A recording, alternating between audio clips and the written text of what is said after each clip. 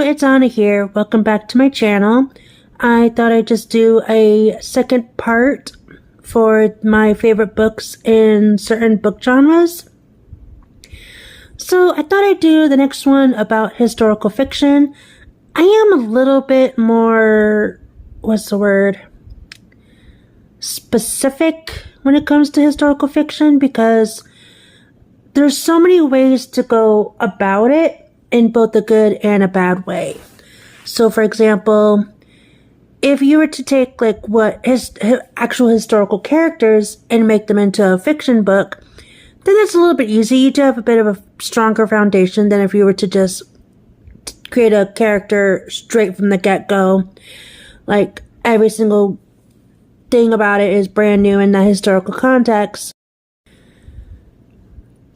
And in regards to, trying to find a balance in historical fiction, it can work in a way, and then you just got some books that's it just should not have been written.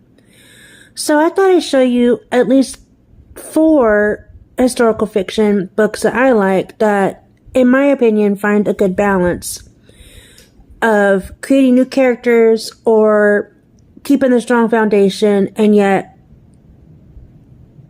opening us up to a more detailed look into the psyche and day-to-day of these characters.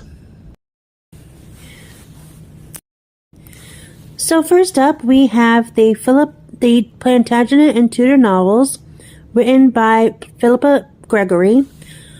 I understand there's a bit of controversy in the fact that some people do not agree that she states she's a historian. And I get that, she may not have the actual certificates or degrees or doctorates, but the fact that is, you really don't need a historical degree in order to write historical fiction. And in my opinion, she just does it really well with all of these female characters.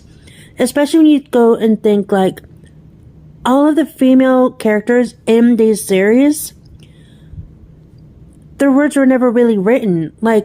In terms of the Lady of the Rivers, we don't know if Jacquetta really was a witch. Now, there was some speculation about her being a witch due to the fact her family line was basically founded with some kind of mystical creature. But in reality, anyone could have been accused of being a witch, including being an herbalist, knowing too much, knowing how to read. It's just, the Lady of the Rivers, and the way Philippa Gregory portrays it, is just a masterpiece in my opinion. I do like also the other Boleyn Girl. I do like the movie. I just want to state, give me a break. And I also like the Queen's Fool, which also brings into the question about the Jewish. If I can find which also brings into play the Jewish community, and also kind of teaches us in a way how things just were, how sometimes it could just be a little bit difficult for anyone to be outside of what was allowed in the Catholic Church, or even in the Protestant Church in some ways too. So, but these are also really good, and I really do love them. When I work on my own stories in regards to the Tudors, the series is actually one of the ones that I try to not follow, but I do try in a sense to learn how to mix fiction with historical accuracy as well. Now, it's not to say that historical accuracy is the main goal here, but I do try to keep it as well. The second book series I like in historical context is the 6 Tudor Queens by Alison Weir, and I do apologize if I'm saying her name wrong. Now, these books are really awesome. They typically start from before the women in this series. Obviously, Catherine of Aragon, Anne Boleyn, Jane Seymour, Anne of Cleves, Catherine Howard, and Catherine Parr, from before they become queens until their deaths. And I will state they are a bit long. I am not going to lie. They are a bit tedious to read unless you have like a lot of time on your hands. But they are good, and I really love the book designs on these. And just like Philippa Gregory, Alison Weir really does keep to historical accuracy while at the same time bringing the voices of these women to life.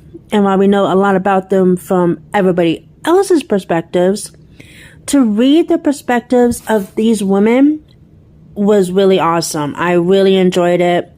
I didn't exactly agree about her version of Anna of Cleves, and that's because in the book she tries to state that Anna had a child.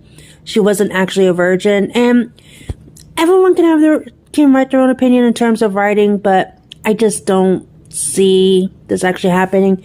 And also the fact that there's no record of this ever happening as well. There's no eye count witnesses.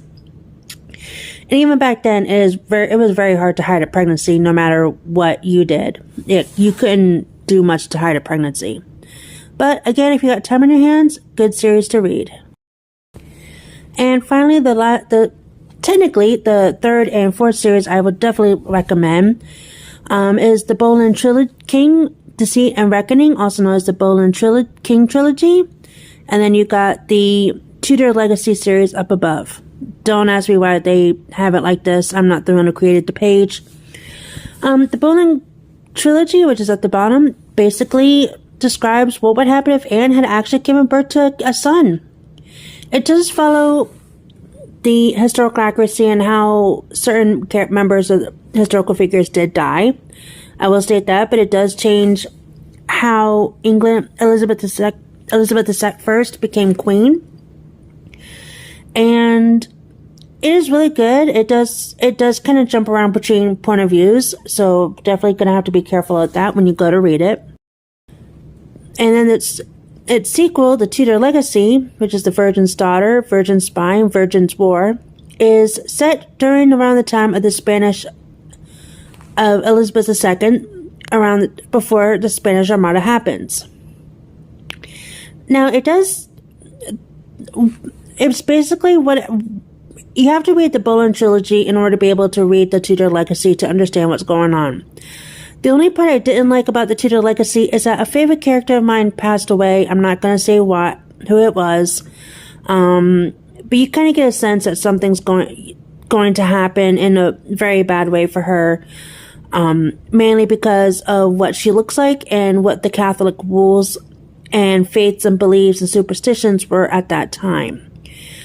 But I am glad to say the bad guy does get punished, just in case you're wondering. Well, that was my list of favorite historical fiction books. I know they're not top 5. I do apologize for that, but like I said, I'm very specific about historical fiction. I'll check it out if it's good and then go from there, but main majority of the time it's not really good for me. I'm just like one of those people.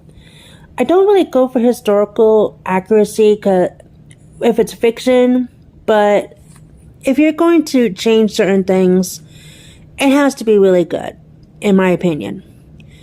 But I hope this helps you expand your reading list, and I hope you'll have a wonderful day. Stay safe. Thank you.